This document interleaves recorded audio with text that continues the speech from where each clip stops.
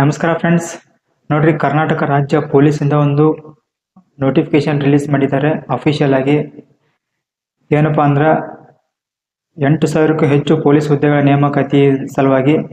So ಖಾಕಿ ಕನಸು ಹೊತ್ತ ರಾಜ್ಯದ ಯೋಜನೆಗೆ ಇಲ್ಲಿದೆ ಭರ್ಜರಿ ಸಿಹಿ ಸುದ್ದಿ. ಕರ್ನಾಟಕ ಪೊಲೀಸ್ ಇಲಾಖೆಯಲ್ಲಿ ಬರೋಬ್ಬರಿ 8,000ಕ್ಕೂ ಹೆಚ್ಚು ಅಂದ್ರೆ 8,176 ಹುದ್ದೆಗಳ ನೇಮಕಾತಿಗೆ ಸರ್ಕಾರದಿಂದ ಗ್ರೀನ್ ಸಿಗ್ನಲ್ ಸಿಕ್ಕಿದೆ. ನೀವು ಪೊಲೀಸ್ ಆಗಿ ದೇಶ ಸೇವೆ ಮಾಡಬೇಕು ಅಂದುಕೊಂಡಿದ್ರೆ ಇದು ನಿಮಗೆ ಸುವರ್ಣ ಅವಕಾಶ. ನೋಡಿ ಫ್ರೆಂಡ್ಸ್, ಇಲ್ಲಿ ವಿಡಿಯೋ ಸ್ಟಾರ್ಟ್ ಮಾಡೋಣ. ಅದಕ್ಕೂ ಮುಂಚೆ ಯಾರು ನಮ್ಮ ಚಾನಲ್ಗೆ ಇನ್ನೂ ಸಬ್ಸ್ಕ್ರೈಬ್ ಮಾಡಿಲ್ಲ ಸಬ್ಸ್ಕ್ರೈಬ್ ಮಾಡ್ಕೊಡ್ರಿ. ಇಡೀ ಆ ನೋಟಿಫಿಕೇಶನ್ ಇರೋದನ್ನ ಇಂಪಾರ್ಟೆಂಟ್ ವಿಷಯನ ನಿಮ್ಗೆ ಹೇಳ್ತೀನಿ. ಫುಲ್ ಲೆಂತ್ ಮಾಡಲ್ಲ ವಿಡಿಯೋ. ಸೊ ಬರೀ ಸ್ಟಾರ್ಟ್ ಮಾಡೋಣ. ನೋಡ್ರಿ, ನೋಟಿಫಿಕೇಶನ್ ರಿಲೀಸ್ ಮಾಡ್ಯಾರು KSP ರಿಕ್ರೂಟ್ಮೆಂಟ್ ಇಂದ. ಏನಂದ್ರೆ ಪೊಲೀಸ್ ಹುದ್ದೆಗಳ ನೇಮಕಾತಿ 8,000ಕ್ಕೂ ಹೆಚ್ಚು ಅಂದ್ರೆ 8,176 ಪೋಸ್ಟ್ ರಿಲೀಸ್ ಮಾಡಿದ್ದಾರೆ. ನೋಡ್ರಿ, ಹುದ್ದೆ ಹೆಸರು ಪೊಲೀಸ್ ಕಾನ್ಸ್ಟೇಬಲ್ ಮತ್ತು ಸಬ್ ಇನ್ಸ್ಪೆಕ್ಟರ್. ಹುದ್ದೆಗಳ ಸಂಖ್ಯೆ ನೋಡ್ರಿ 8,176 ಹುದ್ದೆಗಳು. ಉದ್ಯೋಗ ಸ್ಥಳ ಕರ್ನಾಟಕ.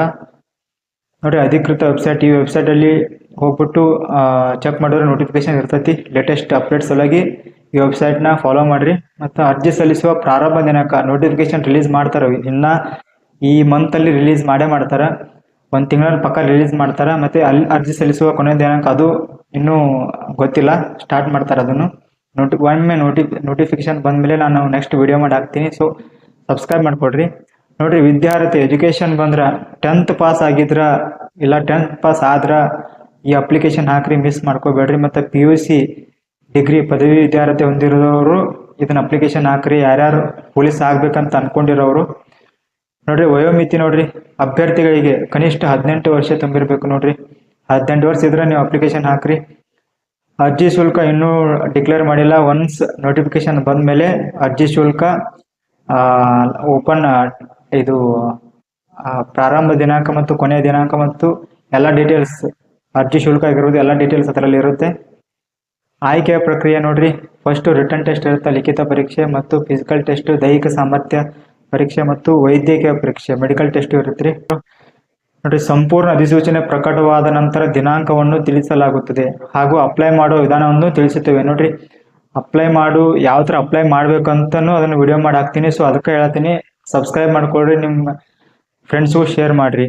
ಈ ಬಾರಿ ಒಳ ಮೀಸಲಾತಿ ಅನ್ವಯ ಹೊಸ ರೋಸ್ಟರ್ ಪದ್ಧತಿಯಂತೆ ನೇಮಕಾತಿ ನಡೆಯಲಿದೆ ಫ್ರೆಂಡ್ಸ್. ನೋಡ್ರಿ, ಆದ್ದರಿಂದ ನಿಮ್ಮ ತಯಾರಿ ಹಿಂದೆ ಶುರು ಮಾಡ್ರಿ. ಇವಾಗಲೇ ಶುರು ಮಾಡ್ರಿ. ಯಾರಿನ್ನೂ ತಯಾರಿ ನಡೆಸತ್ತಿಲ್ಲ, ಇವತ್ತೇ ಶುರು ಮಾಡ್ರಿ. ನೀವು ಪೊಲೀಸ್ ಆಗ್ಬೇಕಂತ ಅನ್ಕೊಂಡಿದ್ರ. ಮತ್ತೆ ಇದು ಅನ್ವಯ ಹೊಸ ರೋಸ್ಟರ್ ಪದ್ಧತಿ ಏನಂತ ನಿಮ್ಗೇನಾದ್ರೂ ಗೊತ್ತಿಲ್ಲ ಅಂದ್ರೆ, ಡೌಟ್ಸ್ ಇದ್ರಂದ್ರ ಕಮೆಂಟ್ಸ್ ಮಾಡ್ರಿ. ನಾನು ಅದನ್ನ ನೆಕ್ಸ್ಟ್ ವಿಡಿಯೋದಾಗ ಯಾವ ತರ ರೋಸ್ಟರ್ ಪದ್ಧತಿ ಅಂದ್ರೆ ಏನು ಎಂತ ಎಲ್ಲಾನು ಫುಲ್ ಡೀಟೇಲ್ಸ್ ಆ ವಿಡಿಯೋ ಮಾಡಿ ಹಾಕ್ತೀನಿ. ಸೊ ಯಾರು ಮಿಸ್ ಮಾಡಬೇಡ್ರಿ. ನಮ್ಮ ಚಾನಲ್ ಸಬ್ಸ್ಕ್ರೈಬ್ ಮಾಡ್ರಿ. ನೆಕ್ಸ್ಟ್ ನೋಟಿಫಿಕೇಶನ್ ಬಂದ ಮೇಲೆ ವಿಡಿಯೋ ಮಾಡ್ತೀನಿ ಫ್ರೆಂಡ್ಸ್.